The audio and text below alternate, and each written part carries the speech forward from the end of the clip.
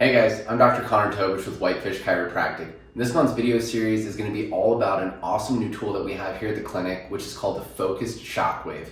Out of all the awesome tools and modalities that we have here at the clinic, this one is by far my favorite and the results are unbelievable. So in these next few videos, we're going to talk about some of the most common conditions that we treat with the focused shockwave, and all of these conditions are going to fall into the category of something called tendinosis or tendinopathy. So we'll talk a little bit about what that means, and then we're going to nerd out for just a minute, and we're going to talk a little bit about what the focused shockwave actually does, which will make it easy to understand why this is by far the best tool that exists to treat these conditions. Okay, so tendinosis, tendinopathy, what do these words mean? They're interchangeable. They both mean that the tendon is in a degenerative state. How this typically happens is the tendon is beat up and abused. It goes into an inflammatory state. So the inflammatory healing cascade is trying to heal up that tissue, but something breaks up that cycle and it's not allowed to finish the job. And this turns into a couple not so great things for that tendon. One is going to be that this tissue is not going to take load or stress very well anymore, which means that it's going to be painful. When you're not doing anything, you probably won't feel your symptoms, but when you're going to do something active that stresses or loads that tissue, it's going to hurt during and it's going to hurt after. The next, this tissue is poorly remodeled in a disorganized way. It's way less resilient, it's way more weak, which makes you way more susceptible to injure that tissue again.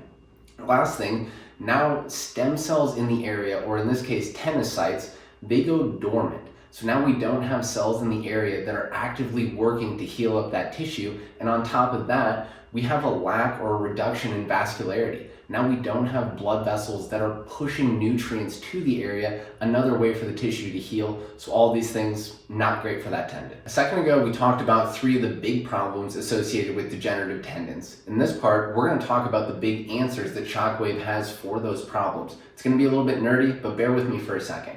So we said these degenerative tendons, they're going to be painful. When tendons are stuck in this degenerative state, the body's producing a lot of pain-producing neuropeptides like substance P and CGRP.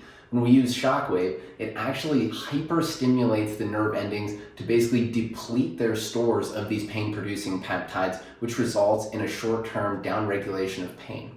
Next, we said these degenerative tendons are poorly remodeled, they're disorganized, and they're weak.